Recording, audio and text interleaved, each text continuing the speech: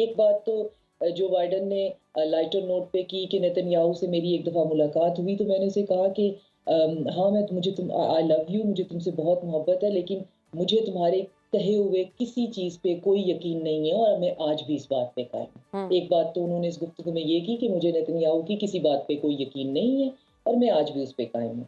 दूसरी बात उन्होंने की कि हमारी अनशेकेबल सपोर्ट इज़राइल के लिए अभी भी मौजूद है, तब तक मौजूद रहेगी जब तक हमास का खात्मा नहीं हो जाएगा। हमारे साथ आलमी अमूर की माहिर शाज़िया अनवर चीमा साहिबा मौजूद हैं। शाज़िया साहिबा, बहुत शुक्रिया आपके वक़्त का। ये बताइएगा जी कि गज़ा में जंगबंदी के लिए सेक्रेटरी जनरल एंटोनियो गुतेरेस ने आर्टिकल 99 इस्तेमाल किया। सलामती काउंसिल में 13 ममालिक ने इस करारदाद के हक़ में वोट दिया, मगर अमरीका ने इसे वीटो किया। तो सलामती काउंसिल अब गज़ा के मामले पर मफलूज नज़र आ रही है। इसकी क्या वजह है?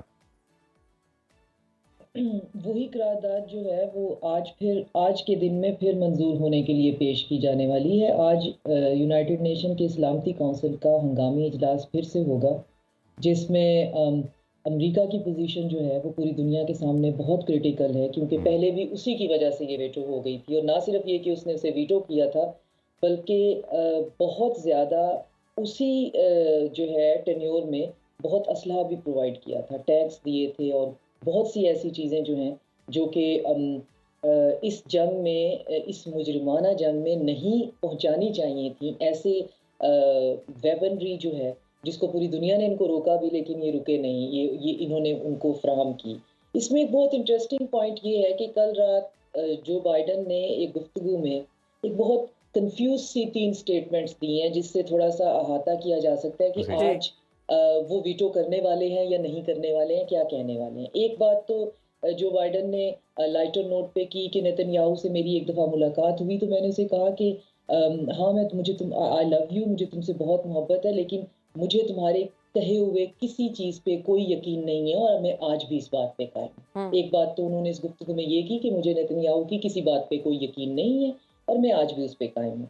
दूसरी बात उन्होंने की कि हमारी अनशेकेबल सपोर्ट इज़राइल के लिए अभी भी मौजूद है, तब तक मौजूद रहेगी जब तक हमास का खात्मा नहीं हो जाएगा। हुँ। और तीसरी बात उन्होंने ये की कि पूरी दुनिया के अंदर जो पब्लिक ओपिनियन है वो जिस तरह से शिफ्ट हो रही है, ओवरनाइट शिफ्ट हो रही है, हम ऐसा होने नहीं देते। स्टेटमेंट जो है उसका बाकायदा उसमें फ्रेज़ थी कि we can not let that happen.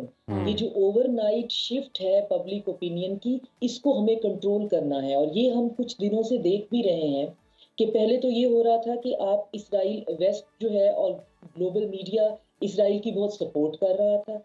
फिर ये हुआ कि अपने सर्वाइवल की जंग के जी। लिए उन्होंने थोड़ा-सा अनबायस्ड होने की कोशिश की और अब आप देख रहे हैं कि एक अजीब-सा ब्लैकआउट आपको नज़र आता है। चंद एक मीडिया आउटलेट के जी अलावा हाँ। जी। हमें प्रॉपर खबर कहीं से मिल नहीं रही है। हुँ। बिल्कुल। तो शाज़िया उसका साहिबा, सिरा हमें यहाँ अमेरिका से एक तरफ जंगबंदी की करारदाद वीटो कर रहा है, दूसरी जानिब वो फ़लस्तीनियों की नस्लकुशी के लिए इसराइल को गोला बारूद दे रहा है और उसकी मंजूरी दे रहा है। अमेरिका चाहता क्या है? जराइम क्या है इसके पीछे? अमेरिका के बारे में जो बात खुल के हो रही है वो ये कि अमेरिका की वेपन इंडस्ट्री ने जो लास्ट 2 डेकेड हैं उसमें इन्होंने इतना ज़्यादा प्रॉफिट कमा लिया है जितना इन्होंने अपनी पिछली 50-60 साल की हिस्ट्री में नहीं कमाया है इस यूक्रेन और इसराइल की जंग में।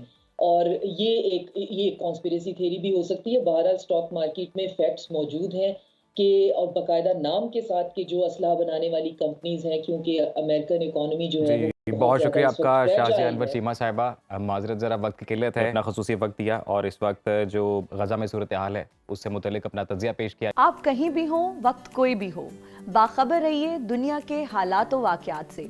अभी सब्सक्राइब कीजिए सुनो न्यूज़ के यूट्यूब चैनल को और क्लिक करें बेल आइकन को, ताकि आप हमेशा बाखबर रह सकें।